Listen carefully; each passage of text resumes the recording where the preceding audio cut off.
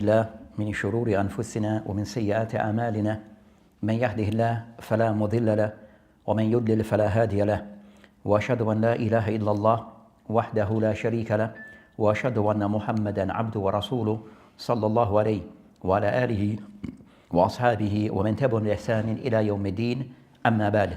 So today inshallah ta'ala we'll be continuing our discussion or explanation of the book Arba'in an-Nawawiyya. So as we know that concerning that this particular collection was put together by amongst them Imam an-Nawawi rahimahullah ta'ala, and he discussed 40 hadith. They mentioned hadith al-Jawama, so hadith that are very comprehensive, that covers various topics. So in the last session that we had before we had the break, that we had reached a hadith al-Rabi' wa Thalathun, so the 34th hadith in this collection of an-Nawawi rahimahullah ta'ala. So we started discussing the hadith regarding the hadith he mentioned, regarding the hadith of the mention Inkar al-Munkar, where the Prophet ﷺ mentioned in the hadith Man ra'a minkum munkar, that the one who sees amongst you munkar فَيَغَيِّرْهُ بِيَدِهِ, that he should try to change it with his hand, and if he's unable then with his باللسان وَإِنْ لَمْ يَسْتَطِعْ فَبِقَلْبِهِ, and if not then with his heart. Then they mention وَذَلِكَ أَضْعَفُ الْإِيمَانِ, and this is the, if not then the least of iman with a person, as we mentioned, that for a person to hate it in his heart. Then I mentioned the hadith Rawahu Muslim. We discussed the hadith by way of takhrij of hadith. Also we discussed the hadith by way of discussing the different wording of the hadith, and also other matters regarding the important ulama I've mentioned regarding this particular hadith. Then after we in the last session that we discussed or tried to discuss, started discussing a matter that is of importance, especially in this topic, which is very important, regarding Inkar al-Munkar. So a person trying to remove or change of things of evil, what are the procedures in place that Islam have laid down. So as we had mentioned, that this particular bab is referred to as the general principle regarding al-amr bil ma'ruf, encouraging of good, wa nahi anil munkar, and forbidding of evil. So Islam encourage regarding things that are good and beneficial, and also Islam, it forbids things that are said to be evil and destructive. So with this also you have certain principles that one should be mindful of for a person who wishes to engage in this, especially those who are said to be the du'at and the callers to Islam. So engage in this particular topic, that there's rules and guidelines that one should be aware of. So we have of the ulama and the mashaykh who have written on this particular topic. So we have been covering regarding discussing specifically regarding matters relating to Inkar al-Munkar, even though it includes matters of encouraging of good, but because of the hadith more so discusses removing of evil, that we put more emphasis on this particular area. So we mentioned that of those who have written on this topic, and something which is brief but also somewhat comprehensive on this particular topic, that one of the mashaykh that from the University of Medina, that they have written a thesis that they call Qawaa'id Muhimma, that principle, important principles, fil amr bil ma'ruf, in encouraging of good, wa nahi al munkar, and removing of evil, fi daw al kitab wa sunnah, in light of the book and the sunnah. So of those things they mentioned that they have discussed, so they have outlined the book. So they have these qawaa'id, or these principles, guiding principles, that they have mentioned over 9 principles, so over 9 principles that they have mentioned, and also some explanation, further explanation regarding some of these principles. In the previous lesson we discussed the first, which they mentioned, the first of the principle, ash-shar' wal-asl fi taqrir al-amr bil ma'ruf wa nahy al-munkar, that as the first principle, and we have covered this, that the Sharia of Islam is the asl, is the foundation in deciding as to what is said to be good and what is said to what is ruled as munkar. So the Sharia of Islam, Al-Quran wa Sunnah wal Ijma', this is the source that is used to decide what is considered to be good and also what is considered to be of evil. So we cover those matters. So it's not left up to a person, own individual, to come up with their own decision or their own choice as to what they deem to be good and also what they deem to be munkar based upon their own desires.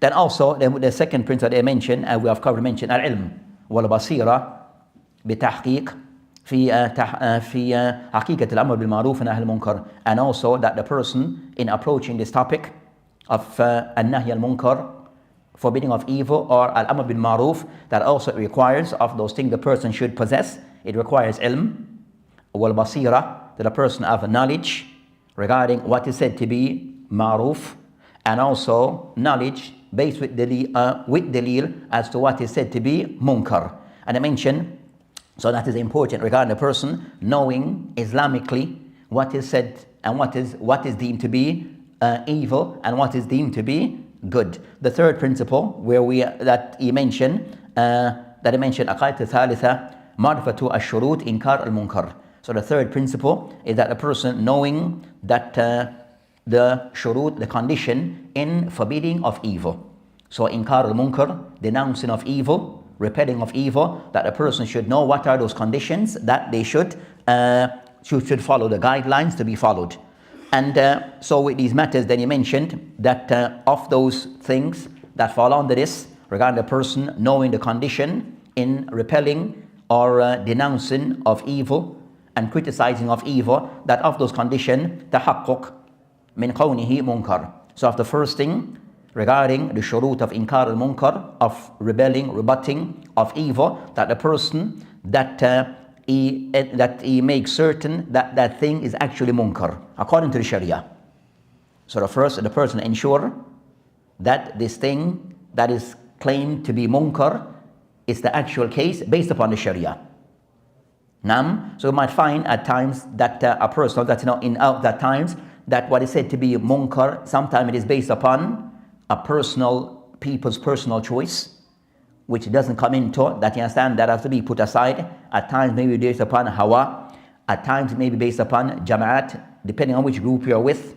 If you're with me and not with me, then that can be a factor. So those things have the person have to mention tahaqquq min qawnihi munkar, that a person have to ensure that that thing is actually munkar according to the guidelines of the Sharia.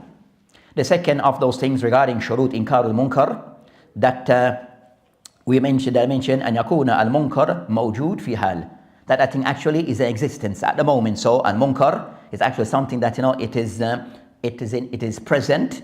So something which is actually present fil hal at this moment. So they said in real time. So they will say today that munkar is actually something taking place in real time. Then also the person have to take that into consideration, and depending, it also falls in a different category. Something that of an evil that the person had done, the person may have an evil that they were involved in but have done, and that thing have passed. What to be done in that case? And a case where the person actually involved in doing the evil, or the person is contemplating of doing that evil. So all those things require different approach. Then they mention regarding concern of those things regarding shurut al-inkar al-munkar, that of those things also to be in place, that an yakuna yani al-munkar zahiran, that also that munkar is something which is done openly or publicly.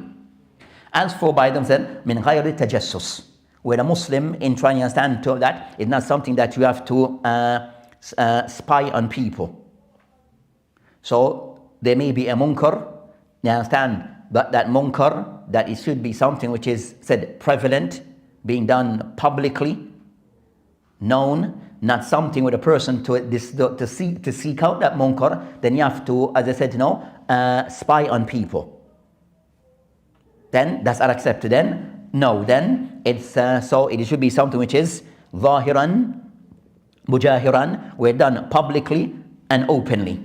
Then it mentioned at times regarding things that is done, that said, so bear in mind also that there may be certain munkar that is done hidden, khafi. The person that you might find that it is done like in a person's house, in their basement, as they say. So the person in his basement is making what? Drugs, alcohol, like in an Islamic environment. Then it's for the state that they can intervene. But that would be the state. So in a case where a person may be doing certain munkar that's being done hidden, secretly, and the state can somewhat, that for them can somewhat to, they can investigate the matter, and if this means that they can look into that they can use the means to investigate those matters. So if I was like in the Islamic environment, person, there was certain Qawaa'id, like certain indicators that there was that munkar going on, you can smell. So those things, yeah. Then I will go report it to the authorities. So Can see what you're not doing. So for the citizen would be for him, you understand, that in those cases, that understand that he would raise the matter to those in authority, because it might require that an investigation, and also for them to look into things that is not accessible to the general public.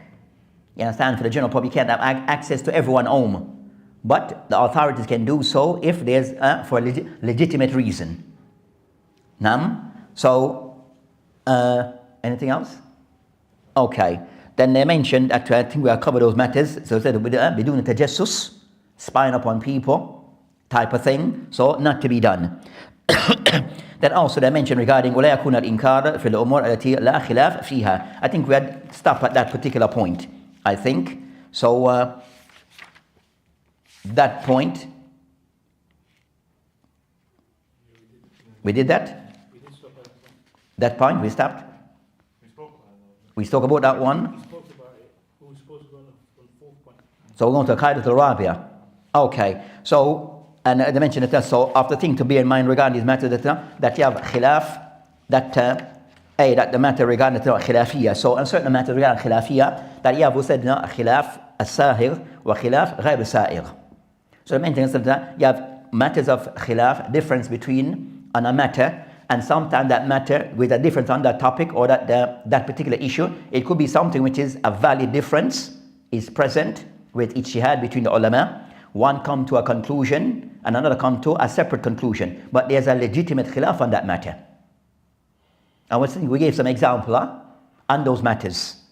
Then you have cases where that there's a discussion but on the matter, but in reality those things under the matter that one qawl is completely daif.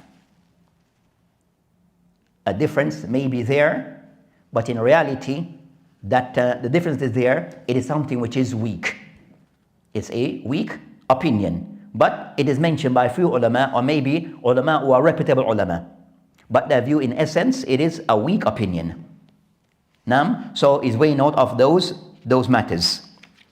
So inshallah ta'ala we'll continue regarding Qawaa'id al-Rabi'a. So the fourth principle that is mentioned here, Ma'rifatu Maratib al-Inkar al-Munkar.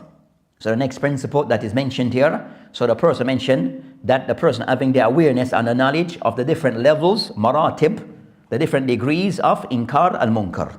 So Inkar al-Munkar, denouncing of evil, then it goes on, it has different levels or different degrees. So as the hadith of the Prophet mentioned that Inkar, Taghir, biyad is one means, another bil lisan, and the other bil qalb. So the hadith, from what can be taken from the hadith, that Inkar al-Munkar bil yad. So that's the first of those levels. So they mention regarding concerning that there's levels in making Inkar against things, denouncing of things or try to change of evil, but also each of those levels, they have rules and guidelines. So each level, they have within it rules and guidelines.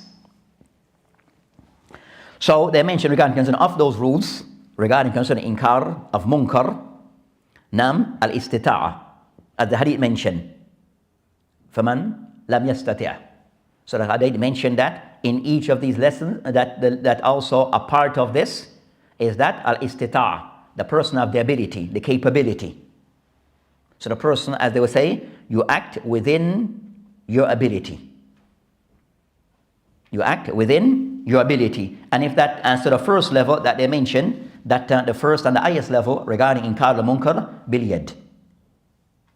The first and the highest of level of denouncing, removing of evil is with the yad. So yeah, the person can actually, he can stop that thing completely, remove it or lessen that thing. So they mentioned that, so that is with istita', that the person able can change that evil, and if the person is within his ability, it becomes wajib upon him. If it's within the person's ability, then it becomes wajib upon the person. The next factor is how to do it correctly. So if it is within the person, is within, within his jurisdiction, then it becomes wajib upon the person So the next matter will be that he has to consider regarding other factors. Regarding, so they mentioned that the person has the ability, then al-yad, that to change, that it become wajib unless taking into consideration other factors, taking into consideration other factors.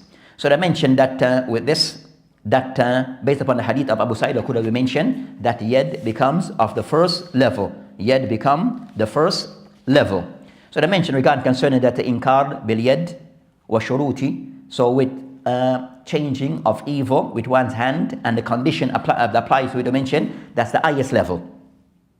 And it means, for example, that you see in your house, as an example, you go into your fridge, you had a friend over, and when you look into your fridge, you saw that there's a bottle of alcohol, khamar.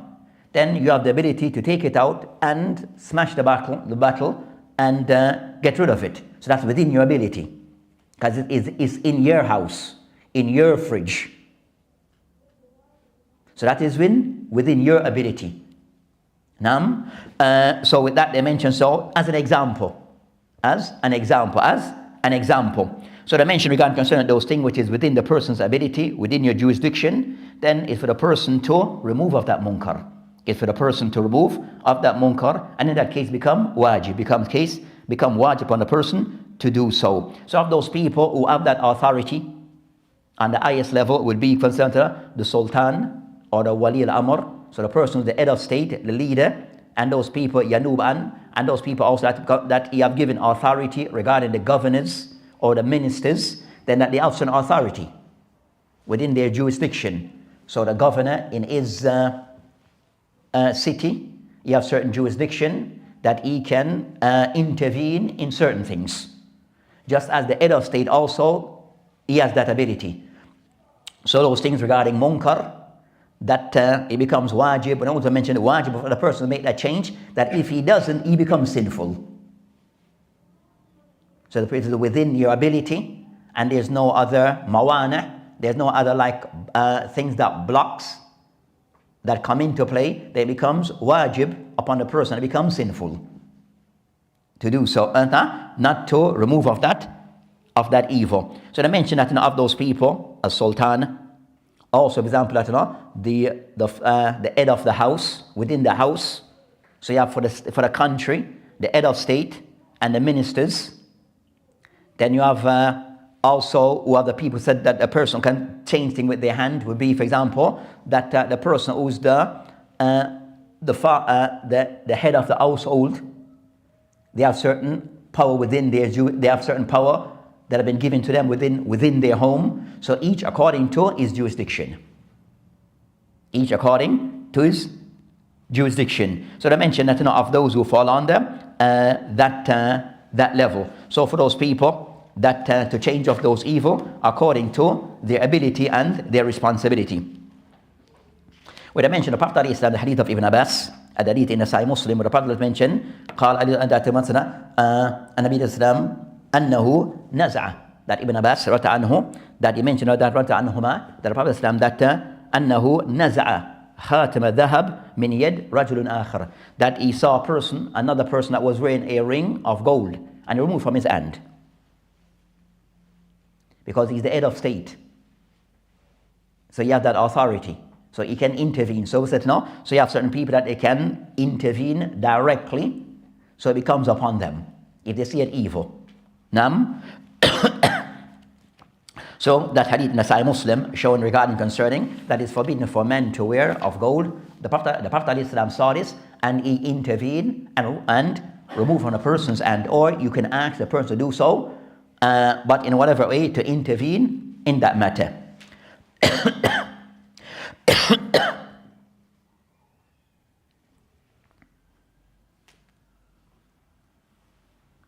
So they mentioned that inkar bil yad or taghir bil yad, changing things with one's hands. Then hands would mean at times that doing things where either with fail, or they mentioned with qawl, where the person that things to be at times, but we mentioned that but you're giving orders for that thing to be done, and it has to be carried through. So the person giving orders, which is expected that those orders to be fulfilled, to be carried out. So you might have the person, head of state, where the head of state person says, no, that he said, okay, that this stop of this, then it is expected that those under him will carry through on that order. Because that's like I said, he's given an order regarding something that to remove a certain evil, so that becomes within their jurisdiction. So they mentioned the Prophet ﷺ regarding of those things that changing of evil or commanded things to be done, and those things were carried out. So they mentioned that, so that's concerning that, but also regarding changing with the hand, that this does not apply to everyone. This doesn't apply to every single person.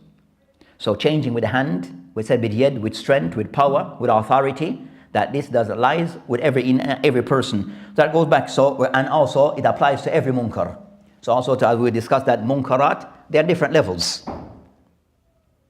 But so of other things to factor in. So in general concerning that change with the hand, that it doesn't apply to every single person. So that applies to some people, and other people, it is not applicable to them. So that's of those things to take into account.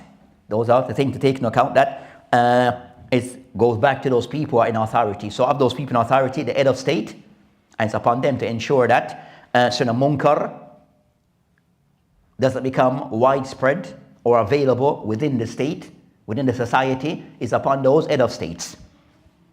And also those who they have given that authority to ensure that certain evil doesn't become widespread amongst the people. So those are the things that they mention also of those who have that authority will be like the husband, the head of the house, to ensure that the house, it function, we said Islamically. So the evil is not within it. So you don't have going to a Muslim house and you see a statue in the sitting room. You understand? That needs to be moved. So that's within your ability to have that thing, you understand, removed from the house. So the Muslim shouldn't be in his house. Then he needs to move. Depending on the situation, as a general, so his case may vary depending on the situation. You understand? So the case where he's in a house that Christianity somewhat, you understand, in his face, then he may have to consider other options. If you go visit one of the brother's house or something, you go in the fridge and you see alcohol in there, then in that case, you bring it to his attention. to his attention. Consider that's his property and his domain. You understand? So that's his domain. So in that case, and inkar, consider so either one in those cases is an Islamic situation that that depends on that person, that you cannot know that person well. And you know, if I was to take it and break it, he may be upset, but it won't escalate beyond that. Because you know that person.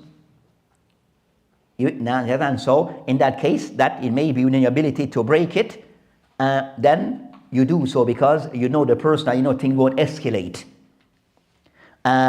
So each case, depending on, or a case where there's a person that you know that I don't know this person. You understand? And it's a person that's now maybe respected by other people. You look and you say, then you understand, you bring it to his attention, as we discussed by way of lisan. You bring that to your attention to know what's happening. Now, the Prophet sometimes with cases where you see munkar, that is ma hadha, what is this? So you can sometimes question a person, we have to know what's going on. So, and also we discussed said, but the person has to know what is within their ability. Knowing what is within one's ability and authority. So for example, the father towards the children within his household, the mother towards the children in the household, so each according. But also they use with hikmah. So even changing things with the hand, that also hikmah, also to be mindful of this. As mentioned by Ibn Taymiyyah rahimahullah, where he mentioned, ليس كل أحد regarding concerning إنكار المنكر بيد ليس لكل أحد أن يزيل المنكر بما هو أنكر من. So of those things, that is not for everyone to remove a evil and by bringing out something which is evil equal to it. مثل أن يكون واحد من الناس يريد أن يقطع يد السارق. So I give an example that is not for that everyone just said, okay, a person who have stolen, I'm going to cut off his hand. The fact that the person stole something, I'm going to cut off his hand. That's not the case. Because there's also other things to consider.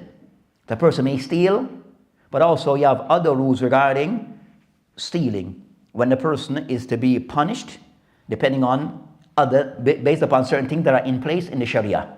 So not everyone who steals deserve a punishment by way of had. So is factoring different things at times. So overall, that is not upon everyone who see an evil that they want to take action, immediate, and not understanding what is fully involved. Just as we see today, that regarding concerning a dawah, even with dawah, that everyone see, okay, that they see that there's door open for dawah. So everyone try to run through the door. Everyone wants to enter the door. But not everyone who wants to enter and to be a part of the dawah, that they're qualified. They still require that giving dawah, it has certain criteria and requirements. So what we see today, like online, that it becomes fawda. It comes that everything is becomes all over the place. Because they're fawda, that people are entering in the area of dawah, not understanding the rules and guidance regarding a dawah. They talk about what they deem to be important. And to you, the answer is not about you. The dawah is not about you, how you perceive things. You understand? It's beyond you. It's beyond any of us. It's beyond any of us. So as mentioned, so not everything is open for everyone. And of this concerning inkar al-munkar, there's rules and guidelines that one have to be mindful of. Then that's concerning the first I mentioned. Second, rutba athaniya, inkar bil lisan. So the next level is inkar al-munkar by way of lisan, with the tongue. So by way of speech. So the person speaking up, speaking against. So the person saying something against that thing. So regarding concerns that the person unable to meet the criteria of the first, then they go to the second. They don't have the ability regarding the first to remove that thing with their hands, with some form of authority. Then the next level that a person does so with lisani, with his tongue, by way of speech. So that's the second level, if that is within his ability. They mention regarding concerning that, so that also the ulama mentioned regarding concerning, so in brief, regarding concerning with this matter, that also inkar, denouncing things, speaking against things, also that have different levels and degrees and approach. So inkar bil lisan also have khutuwat. It have different steps. So in general, as we'll discuss concerning that, so of those steps, some have mentioned arba khutuwat. So 4 steps in changing or mentioning that a person that's not expressing his disagreement to things that are evil. So that so with this, and bil lisan would also slash, we can cause a thing that also bil kitaba. So the person that even that's not the person may not be able to utter, but the person can write. So it could be bil lisan, either something being written or something being said. As kitaba take the place of speech. So at times, so they mentioned said that they have khutuwat. There are different steps regarding approaching things with the lisan, by way of speech, denouncing things by way of speech. So of those different steps or stages, so the first stage regarding this, at-ta'rif bil-lin wal-rifq wal-lutf. So the first step in denouncing things by way of speech, so that they're evil, denouncing an evil. So it's an evil, it needs to be spoken against. So the first step that to be followed, ta'rif, is the person that clarifying the matter but the person use either directly or indirectly. So either directly or indirectly. Nam, and depending on the situation. Depending on the situation. So the person said to know that, for example, and the person might just say that is indirectly is not befitting for a person like you to be doing this. Nam, la yambaghi is not befitting for you to be involved in such things.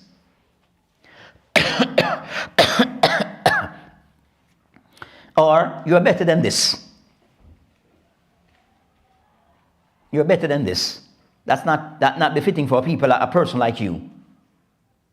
So he didn't mention, but the person know what you're talking about. Nam. So you have those type of way, the person approaching things in this way, but something is said, and to bring it to the person's attention. Nam. Then so I mentioned that of those things. So so it could be, especially they said, so also the person is jahil, or the person knows. So the person said, so of this way concerned that tarif, bilin, that can somewhat to clarify to the person that the thing is munkar, especially the person is jahil. He doesn't know. He's unaware. So a tarif, so to clarify to the person that this thing is actually something which is not acceptable in Islam. Nam. But you do so with lean, wa rifq, wa lutf.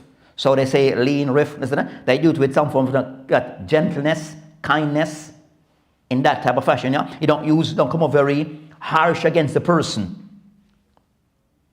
Nam, so you use that, being said, subtle approach. In that case. So that's the first step. But still you clarify that that thing is evil, or bring to the person's awareness, whether directly or indirectly. And by this, the Prophet in the Hadith of the Prophet Aisha anha, where she mentioned فقالت, that the Prophet is mentioned on it, إن الله يحب الرفق في أمر كلي. That the Prophet mentioned in the Hadith concerning إن الله يحب الرفق. That Allah subhanahu wa ta'ala, He love rifq, love gentleness in all affairs. So that would be the first line regarding a rifq. Regarding al-math, the Prophet mentioned, Hadith mentioned, inna ar-rifq la yakun fi shay illa zana. That when rifq, gentleness, kindness is attached to something, then it makes the things beautiful. Wala yanza an shay illa shana. And when it is removed, taken from something, then it makes that things become unpleasant.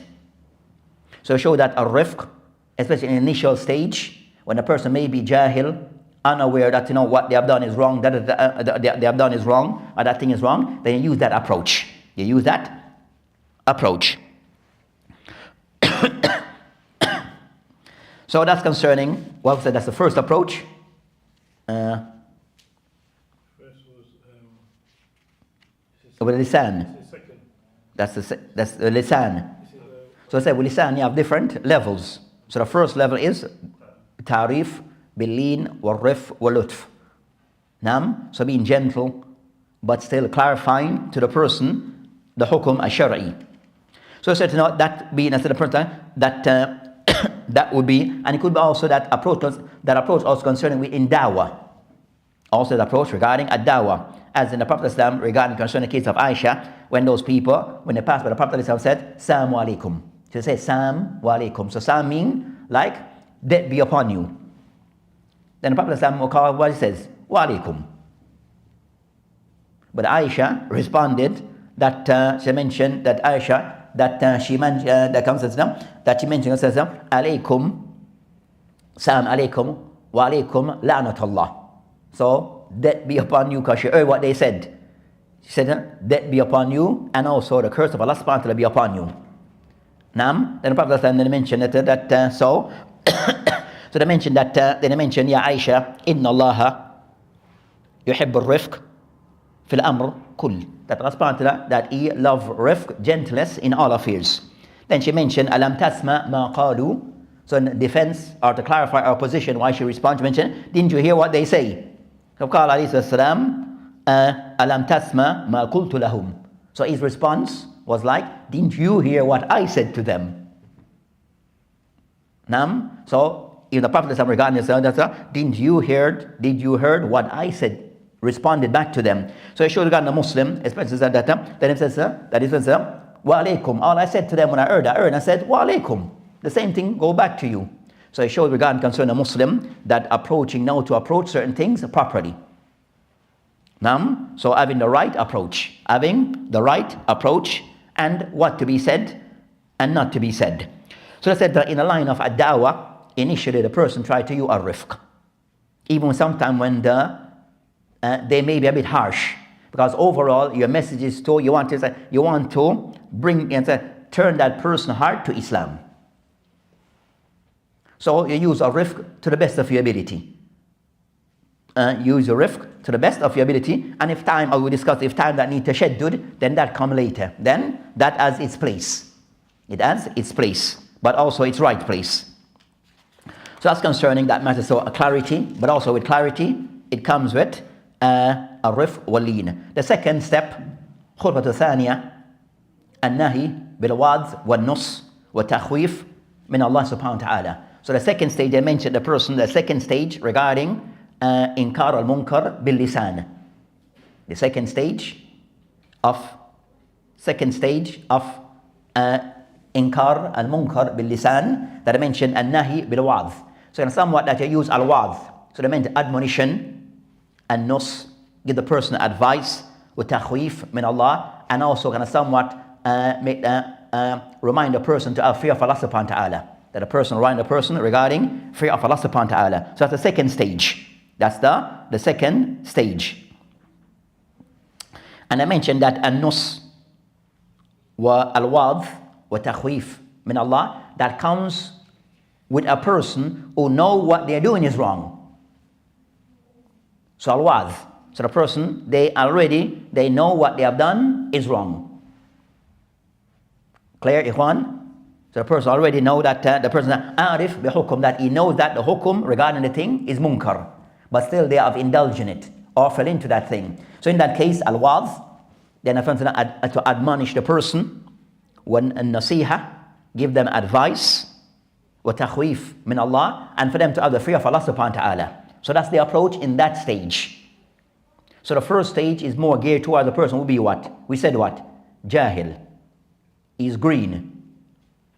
The second would be for the person who now al-wadh, to admonish that person on that matter and for them to have the fear of Allah subhanahu wa ta'ala.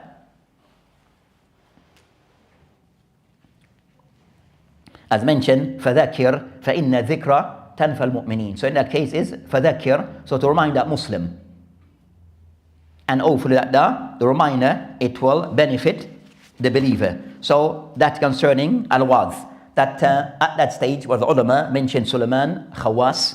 So Sulaiman Khawas mentioned man wa'adha akhuhu, that he mentioned regarding man wa'adha akhahu, that the one who admonish his brother, fima baynahu wa baynahu fahiya nasiha, that the one who admonish his brother in privacy, between both of them in private, between him and his brother, fahiya nasiha, then this is nasiha. And we mentioned that a nasiha, advice, the asl of it is done in privacy, between the person, not public. So nasiha is usually between you and that person in private. You advise the person, admonish the person, bring that thing to the person's attention, but it's done between you and him in private. That's nasiha. That's the asl regarding nasiha. They mention وَمَنْ وَعَذَهُ, and the one who admonishes his brother ala ru'us an-nas, in front of the people, فَإِنَّمَا فَضَحُ, then he have exposed his brother. You have exposed his brother. Now, so you're doing something which is, especially the person doing something which is, so when you kind of somewhat bring thing in front of the public, then you have now exposed your brother. You have now exposed your brother. So that's concerning, they'll mention so of the stage regarding a person acknowledging that you give al-wadh, wa nasiha, ad-din and nasiha. Then the third stage, Then the third stage of باللسان خطوة الثالثة الغضة بالقول. Now more using sternness in qawl. So more being more stern in speech. Being more stern in speech. And that becomes more stern in speech. That becomes the person use this method or this stage when a person that you have done try to bring it to their attention, but they're not taking any heed. They don't want to hear anything. They still want to pursue in their way, so they're not taking heed, not taking the advice, the admonishment. They're not, you understand, nothing, as they say, going through to them. They still want to persist in their way. Then now you become more firm in your speech. Harsher words are used. Nam. So they mention يغلط بالقول. So the person will become more stern in their speech, but also stern in speech regarding also that it's firm or more stern in speech doesn't mean that you start to abuse the person unjustly and unfairly. Call them names. Now you start to lie about them. Take things out of context. You start to add to the situation. So it still remain within certain confine of the Sharia. Yes, you understand? So you become more stern in your speech. As that you more stern tone or language, but it doesn't mean that you go that you can start to lie upon a person, start to call them names that are not befitting. You understand? So that usloob, then that's not off the ways, not off the ways. So the person also not to go beyond the boundaries, not to exceed the limit. So it says now sterner in words regarding what is said when a person is not taking any heed and the admonishment is not going through. Then to become more stern. Then a fourth level in speech, tahdid wa takhwif. Tahdid, that no, you can use this said no. Tahdid, that means threats. Not, I don't use intimidation, but we said threats. Nam wa takhwif, and for the person to put fear in the person. If you don't stop, then I'm going to raise the matter to the authorities. If you don't stop, I'm going to, you understand, bring other people involved that the person might respect and don't want them to know of his situation. So the fourth level is now threat being put to the person or being mentioned to the person regarding, if you don't, then these are the measures that we might take. Raise the matter to the authorities. What's that, the authority? Islamic authorities, huh? But also within limits. Within limits. So those are regarding concern that matters relate what is mentioned in relates to al-inkar bil-yad. So you have those different levels.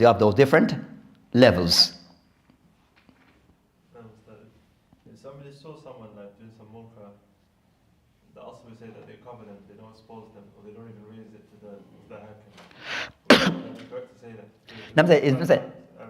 that? With the first time said it varies. It varies depending on that munkar, because munkar are different levels. For example, you see of someone murdering someone. You understand? First time I used to give him a blind. You understand? So it varies depending on the munkar. You understand? As we will discuss that, so.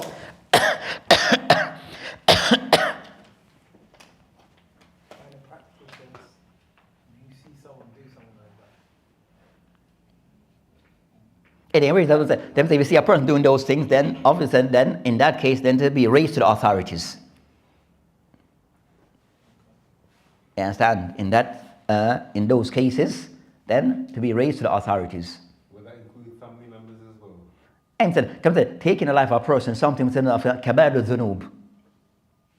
You understand? And the more serious of of the serious sins. So for a person to take another person's life, whether something a stranger or a family member, you understand those matters, you understand that? So those matters have to raise to the authorities. Something less than taking someone's life, for instance, stealing or... That's what I'm saying. So for it to be raised, you understand, how the person may intervene, it may vary depending on that sin or that evil. So you might see a person, Your own family, your own... with a family or non-family, but you see that person might see a person that is pinching a pound. A pound. You understand? You're going to raise that to everyone in the dunya. You understand? So, and even sometimes you might see it for a person pinching a bottle of water. You understand? He still take a bottle of water from the office. Now, then you might say, okay, for a bottle of water, maybe he was thirsty. Oh, you understand? So I'm going to just give him a blight with that one. Just a bottle of water, give him a blight. And you didn't say anything to him. Just leave it. I didn't see it. But then you see the same person again. Next time you see him going through people's pockets. You understand? Going through people's pockets. Their coats are left in the masjid and they're going through people's pockets. Then it's a different matter now. You said to know that person, even the first time it was a water. Now this time you can't just give him a blight. They need a different level of intervention. Clear? So I said now everything it varies. You have to focus on the masala. And that whole thing, yeah. So I said is factoring various things. Masala wal mafasid, the degree of that munkar. You understand? Is it something affecting other people? You understand? So different things to factor in. Different things to factor in. So that's how someone tried to discuss this matter. We said, no, because we said there's a fiqh regarding inkar al-munkar. There's a fiqh, Islamically there's a fiqh regarding inkar al-munkar. And as they mentioned regarding Constitution Ali Rata Anhu, we mentioned that, what is mentioned, that kam man yurid al-khair, that only people want to do good, walam yusib. But not everyone who may want to do good, that they may do it properly. So you have now people want to make inkar upon evil, but are we equipped to do it properly? To bring about the proper results?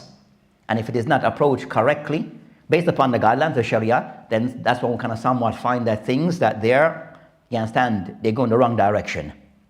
And we get the wrong results. And you see it all the time. So there's a fiqh regarding inkar al-munkar, just as there's a fiqh regarding al-amr bil maruf wa nahi and nahi anil munkar.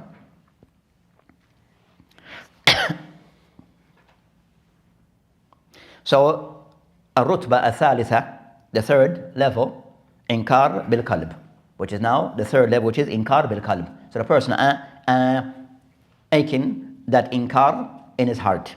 So denouncing that thing within his heart. Or eating taghir. So they mentioned that, so the person unable to do the first with his with yad, nor bil lisan, then it goes to the third level.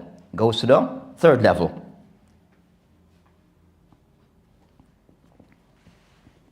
So they mentioned that the Prophet mentioned that وَذَلِكَ أَضْعَفُ الْإِيمَانِ, that what is meant by this يعني أقل ما يمكن به تغيير المنكر.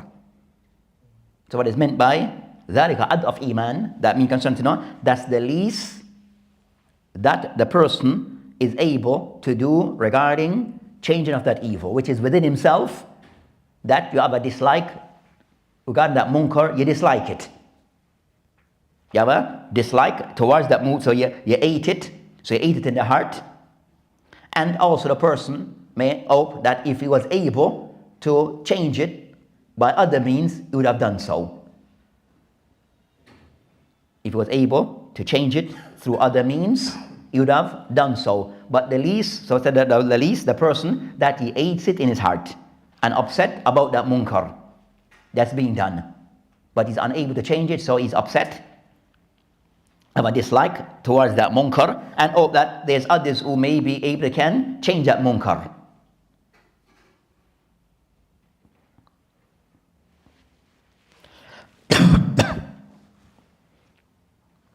So, and I mentioned, as for that level, then this is that level, it applies to all the believers. That level applies to anyone who has seen that munkar and know of that munkar. The least expected from everyone is that they should hate it and dislike it and hope for it to be changed and be removed. So that is something in the person's heart. So the least in his heart that you have a dislike towards that munkar.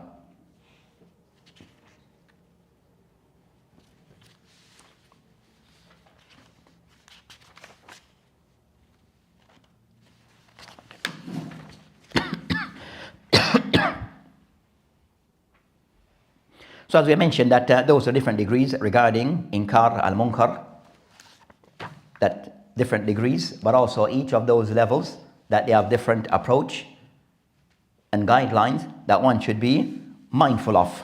Also, I think that we'll add regarding inkar al-munkar that asbab intishar wa dhuhur al-munkarat. So of those things to bear in mind, this is not one of the Qawaa'id, but it's something that asbab intishar al-munkarat. What reasons causes for munkar to become widespread and so increase? Of those reasons that have been mentioned, that so you have different factors that contribute to the spread of munkar. So different factors that may contribute to the spread of munkar. So of those, they mention that like in Muslim societies, within our homes and also within ourselves. So intishar al-munkar, it affects the society, it affects our homes, our communities, and also it affects us as individuals. So of those things, of those factors of its spread, that one they mention, da'af al-iman wal-uqul. There are times that the spread of munkar, that our iman, we are a weak state of our iman, individually and collectively. So da'af al-iman wal-uqul, and also how we approach things somewhat. We look at things different. We see things different. So da'af al-iman wal-uqul. So we might find that so of those things to be mindful of the reason for the spread of munkar. Also of that, they mention al-jahl bil-ahkam al-munkar or halal wal-haram. So also of the reason al-jahl, that people ignorance of what is deemed to be munkarat.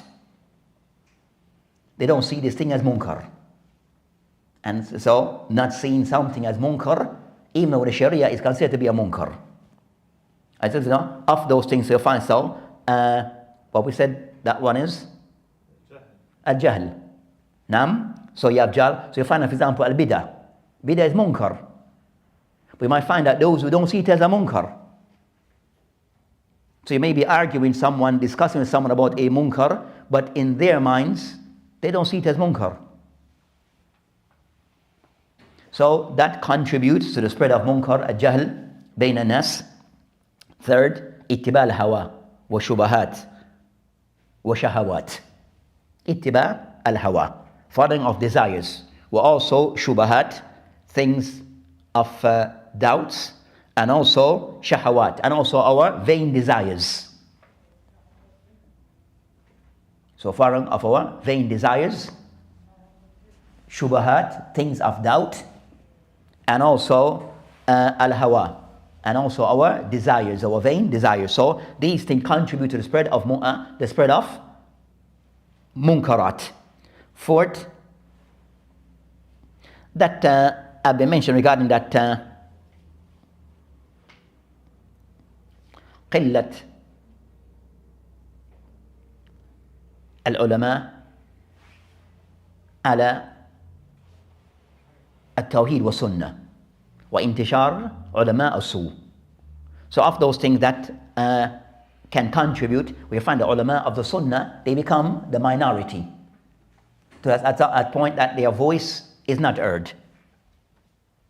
Ulama of sunnah, that their voice is not heard. And you find that ulama of su, that they have their sawt ali, that their sawt is the one that is heard. And also you could find as a dagat. You might find that also, you might find that dagat al-ulama, you find that the ulama, that they suppression of the ulama. Wal quyud, alim, that you find that the alim, there are a lot of restrictions on him. Can't talk about this, you can't talk about that, you have a long list of things.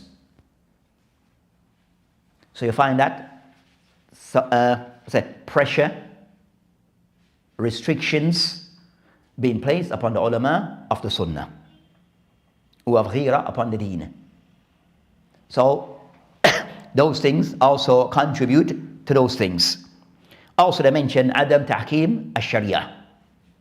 Adam Hukum bima anzal Allah. So you find that the society, the state, the society not being governed by Allah subhanahu wa ta'ala's rule, then open a door for munkarat.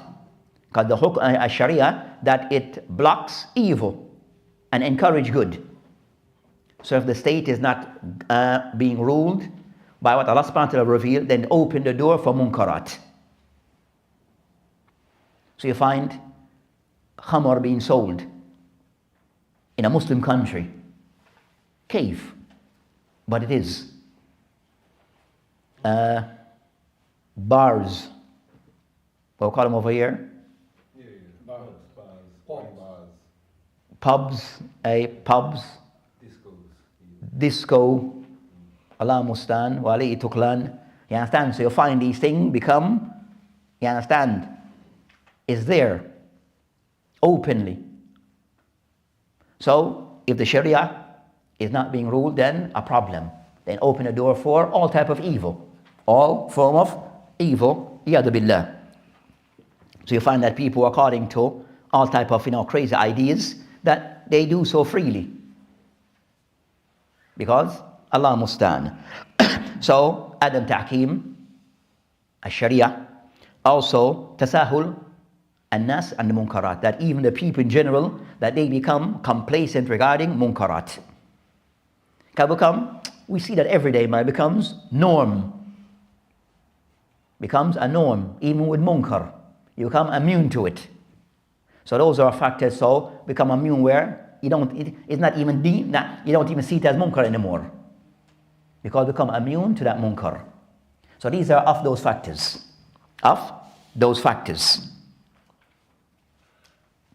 The next and the last that we'll discuss here, and then we'll just, you mentioned, which is the fifth, qa'idatul khamis. So al-qa'idatul al-khamisa, taqdeem aham min ala muhim. That the person putting things in their right, prioritizing things, putting things in the right order. So putting things in their, prioritizing things in their proper order. So you have things that are important, but what goes first and what comes later? So of those things to consider regarding inkar al-munkar. Especially when we find out that there's several things, many things going on at the same time, which should be prioritized. So regarding concerning this matter, ulama mentioned regarding concerning not giving priority to things that that are more of importance. So in the Sharia, everything is to be given their place, befitting to it. But of some things, maybe giving priority over others. And I mentioned regarding concern of those things regarding a priority, regarding inkar al-munkar, that thing to be prioritized in the society, those things somewhat they are well known and established, that of those regarding a tawheed. And also is opposite, which is a shirk. So of those things that to be given priority, matters relating to Allah subhanahu wa ta'ala's rights, which is establishing of tawheed in a society. So anything that goes against tawheed in a society, those things to be removed. Grave worshipping and things of that nature to be erased. So at-tawheed, then next, so of that regarding matter that relates to al-ibadah, so matter regarding ibadah, establishing of the salah. And we mentioned yesterday concerned that as a society, that salat is always given its priority. That if you go into most of the masajid, that he was said that how many times in the khutbah salat is mentioned per year.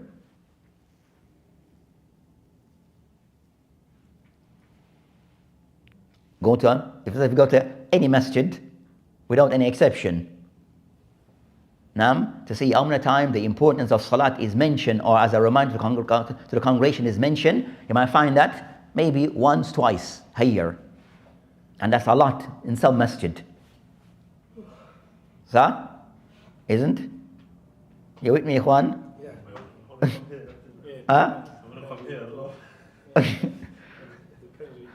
Hey, so but I'm saying that overall, then about the society, like in Muslim, yesterday was that with the Sheikh, that in his growing up, that in his local masjid, that he mentioned that as a boy growing up, that in his masjid, local masjid, that he mentioned that if a person, because everyone knew everyone knew each other because they were people of the masjid, that when a person was missing from the salat, then people notice it. And they'll look into the matter. Now, I said today in our society today, that's not a matter of concern for most of us. And the next time, as a society, forget about it. And even as a society, you understand, you go to certain places and you have a huge masjid and maybe 5 people in a masjid praying. And thousands of people out in the street. And that's one of our countries.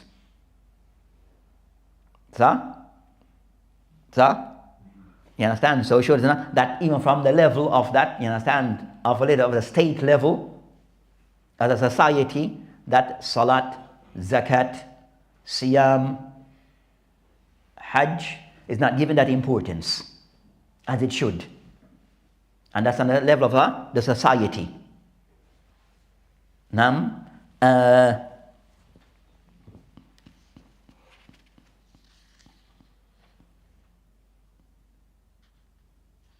so you have those things. So the mention is also given priority to those things. So matter regarding Aqidah is given its due priority, and also matter regarding al-ibadat, that given also their priority, and also matter regarding as-suluk, the Muslim behavior and conduct. Each of those things are giving their level of priority. Some, and says so also those things to be, so put things in their proper balance, in their proper order. So Tawheed, one against shirk, things of ibadat, things regarding the Muslim conduct and behavior. So prioritizing, putting in priority those things that need. So they mentioned the Prophet ﷺ that as for the Anbiya, regarding how they prioritize things, that it mentioned also, they mentioned that as the Prophet mentioned, لَقَدْ بَعَثْنَا فِي كُلِّ أُمَّةٍ رَسُولًا أَنْ يَعْبُدُوا اللَّهَ وَاجْتَنِبُوا الطَّاغُوتَ. So the priority for all the Anbiya, لَقَدْ بَعَثْنَا فِي كُلِّ أُمَّةٍ, that we have sent to each nation رَسُولًا, a messenger, أَنْ يَعْبُدُوا اللَّهَ, for them to call the people to worship Allah subhanahu wa ta'ala, وَاجْتَنِبُوا الطَّاغُوتَ, and for them to caution the people about worshipping of idols.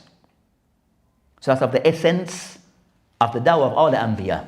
And also the Prophet ﷺ, regarding the hadith, that the Prophet somewhat gave some guidelines to Mu'adh ibn Jabal when he sent him to Yemen. Hadith ma'ruf, where the Prophet mentioned, إِنَّكَ تَأْتِي قَوْمٍ مِنْ أَهْلِ كِتَابٍ, that you're going to a people of Ahli Kitab, regarding dawah, a new environment.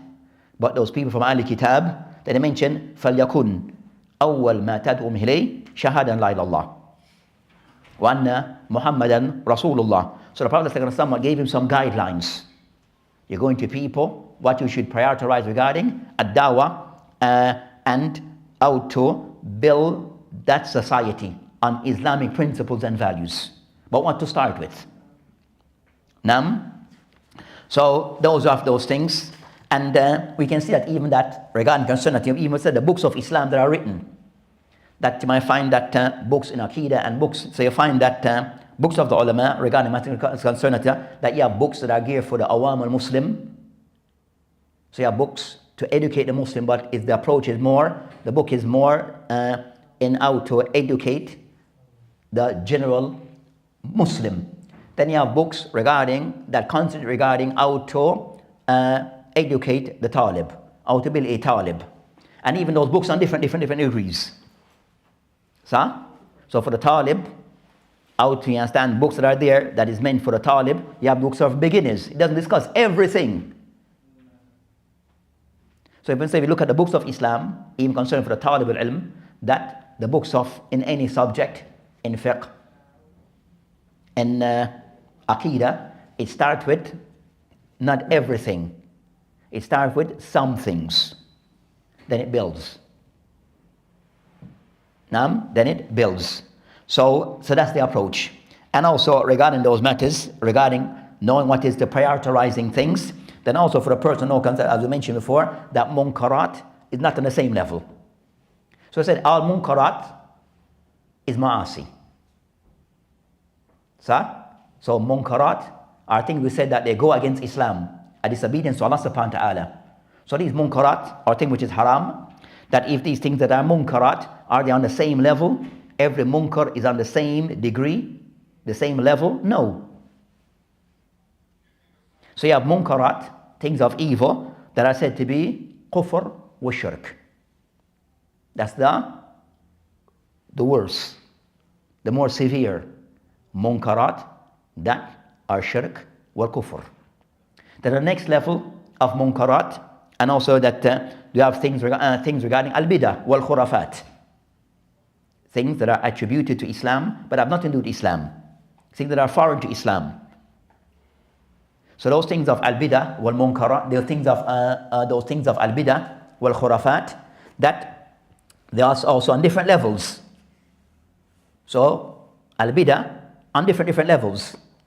So taking that into account, then you have also ma'asi, things that a person may do that are said to be acts of ma'asi. So you find that ma'asi on different levels. Kaba'ir ad-dhunub wa sagha'ir ad-dhunub. So it's for a person to bear those things in mind regarding, take into note regarding that bidah, that munkarat, that prior the auto put things in their proper order. And if not, then it can backfire. It can at times backfire.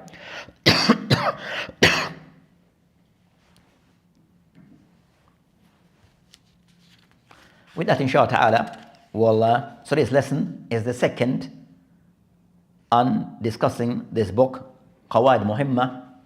It's still within the hadith of Abu Sa'id al-Khudri regarding Inkar al-Munkar. So what this approach is regarding this particular hadith, that because of its importance, that discussing regarding Inkar al-Munkar, that we have mentioned the hadith, and the points relating to the hadith are about 2 lessons. Then I believe, and this is in total part 4. So on this particular book, we have done 2 lessons. Now, then we can somewhat mention this as a separate lesson because of the importance of this topic, especially in our time. Which all those hadith, you understand, have their importance, but regarding concerning Inkar al-Munkar, that at times you'll find that needs to be covered more, I believe, needs to be covered with a little more detail, and for us to have a better understanding of the topic. So that is of the reason why we have somewhat still still discussing this hadith.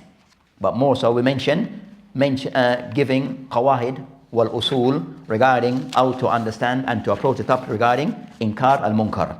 So if we do find ourselves in a situation that how to approach things, have an idea as to how to approach things properly and get the best result possible. So with that, inshallah ta'ala, we'll end today and continue next week. وَبِاللَّهِ تَعَالَى تَوْفِيقٌ وَهَادِرَ السَّبِيلِ وَالْآخِرَ وَالْحَمْدُ لِلَّهِ. And hopefully next week we can end. We can conclude this thesis by next week in the next lesson. وَبِاللَّهِ تَعَالَى تَوْفِيقٌ. Any quick queries? Any quick queries?